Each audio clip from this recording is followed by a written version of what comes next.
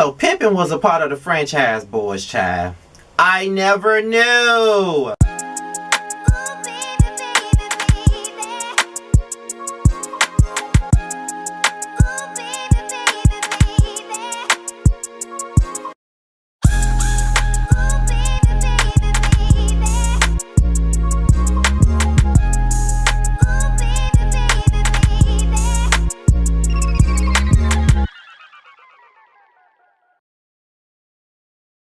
What's going on, y'all? This be your boy Scotty by Nature TV, and we're here for another review of Growing Up Hip Hop Atlanta. So let's get right on into this tea, honey. So we at the gym, and Pimpin', Bow Wow, and some other boys at the gym right along, you know, all of them at the gym together, and Bow Wow was being a thief in the night at the gym. Listen, I totally understand, Bow Wow. You love women, you like sex, you like all of this other stuff, but what point is you trying to prove? Like, are you trying to prove that you can get all the bitches? Because at this point, you're not really... I'm not amused by none of this, okay? I'm not amused at all. Shut the fuck up. Don't nobody give a damn. Like, you look like a thirst bucket a lot of the time on this show. You gotta let it be known. Oh, I love the women. Oh, I love the women. We know! How many times do you have to sit up here and remind us of that? Like, we don't care. Like, we barely care about your music. We really don't care about who you want to fuck on. Like, fuck out of here. So Pimpin' later reveals to Bow Wow and the guys that him and Diamond are now back together. And all it took was for him to sign that damn paper and for her to dress up sexy for them to get back together. From what I see right now, Pimpin' and Diamond are the typical toxic ass couple. We make up, we break up, we fight, we fuck, we back together, blah, blah, blah, blah, blah. That's the type of couple that they are. Now, mind you, I haven't watched one episode of Growing Up Hip Hop in quite some time now. Like, I ain't watched since Reginae was on the show. So, like I already told y'all, I was only watching for Lily and her children. So, I don't know. But, that's a toxic-ass relationship, child, and I ain't with it. So, Diet Chili, a.k.a. Shania, and her boyfriend, Willie, they're walking down the street, and they get to talking about their relationship and, all this other stuff, and then they start talking about Ayana. Now, we already know that Ayana has COVID-19, and I'm not going to be covering none of Ayana's segments because they are all depressing. All we know is that she got COVID-19 as well as asthma, so that makes it worse for her and her breathing. So, that shit was depressing as hell, and I'd rather keep this entertaining than depressing, okay? So, I don't want to talk about them. I'm just letting y'all know that right now. But apparently, Diet Chili says that her and Ayana are no longer friends at this point in time. And Willie wanted to know why. Basically, Shania used a term that was disrespectful to Ayana, being that Ayana is a lesbian. She used the D word, okay? She used the D word. And she never knew that it was offensive, so she felt like she didn't have to apologize. You're walking around here saying that you don't understand why she not talking to you, why she ain't congratulated you, why she ain't wish you no happy birthday and all this other stuff. But you just call her a derogatory term for a lesbian, and you're saying that you ain't gonna apologize for it, but you wondering why the hell she ain't talking to you. Girl! What world do you live in? What the hell are you saying? You saying that you just called your best friend a derogatory name and you're not going to apologize for her being offended by it? Are you fucking serious?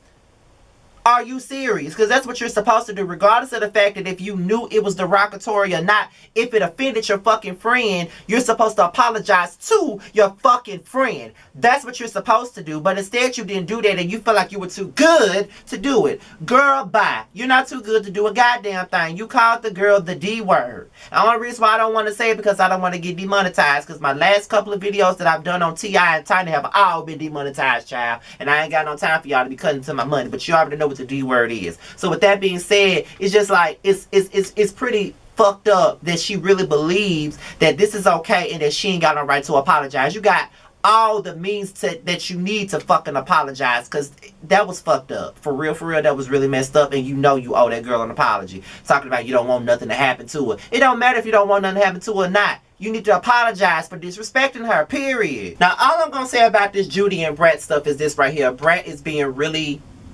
childish and controlling.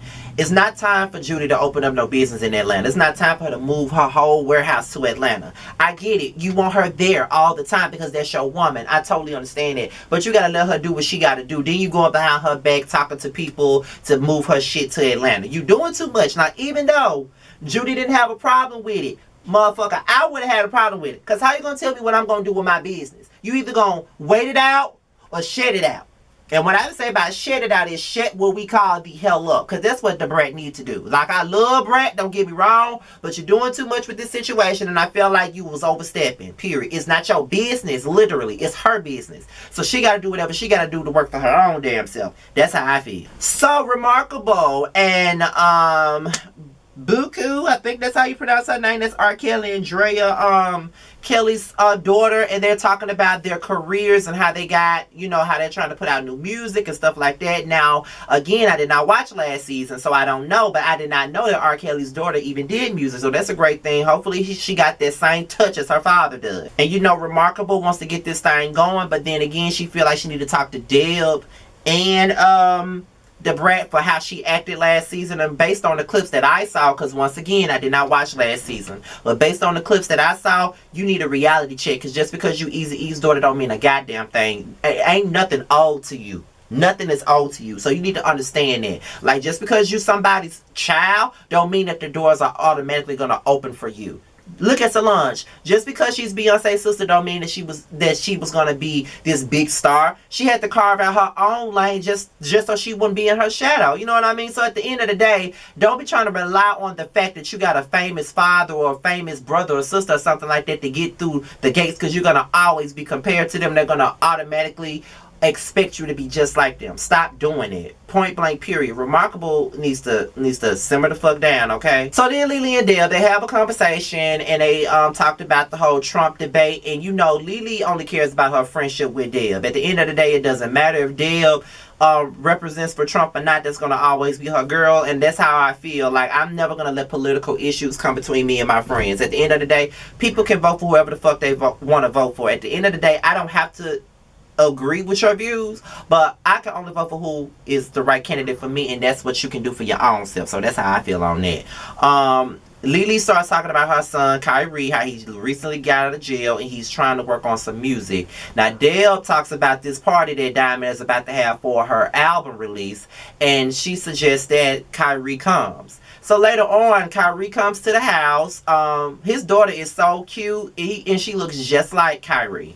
And Lily said, I got this industry party going on, and this will be the perfect time for you to make some connections. It's Diamond's release party. Don't go up in there looking for Diamond. Don't go up in there looking to do some other shit. You need to be focused on your shit. And of course, the first thing he was talking about was the fact that Diamond was fine. That's all he could think about. But Kyrie, if you just got out of jail, you trying to get your music popping. You need to be focused on your music and not trying to focus on Diamond and her Diamond box, so to speak. So it's time for Diamond's album release party, okay? And we got Remarkable, we got Buku, we got Shania, and Diamond, okay? Now they're all sitting around talking about Ayana and how she's been sick. No one has talked to her. Diamond has an idea to try to cheer her up and all of this other stuff. And you know, Shania reveals to them that they are not that close, but she really doesn't want anything bad to happen to her. And Remarkable said that she don't want to be on bad terms with Ayana, especially right now, being that she is sick. So everybody's just trying to figure out some ways to try to get to Ayana and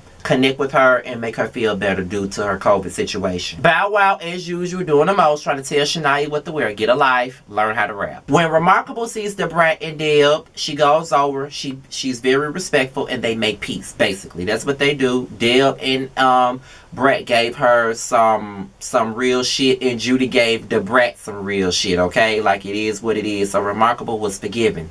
Now, as we get towards the end of the show, Kyrie goes over to Diamond. Diamond looks to be flirting with his ass, and then, you know, he gets one of her donuts, and then Pimpin is upset. Now, Pimpin walks over there, storming over there, trying to see what's up.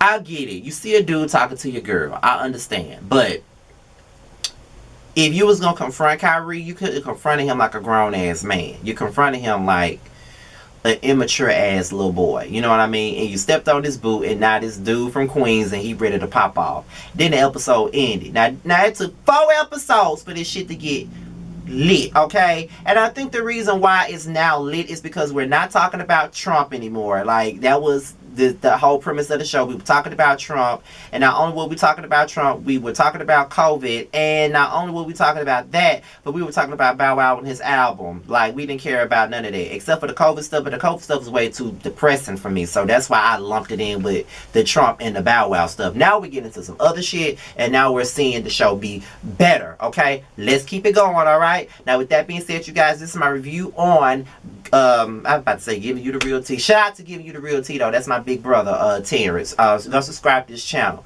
But this is my review on Growing Up Hip Hop Atlanta. Be sure to like, rate, comment, subscribe, and share this video. Also, all my social media is at the bottom if you want to follow me. And I'm out of here. Until my next video, I'll holler at y'all later. Peace out.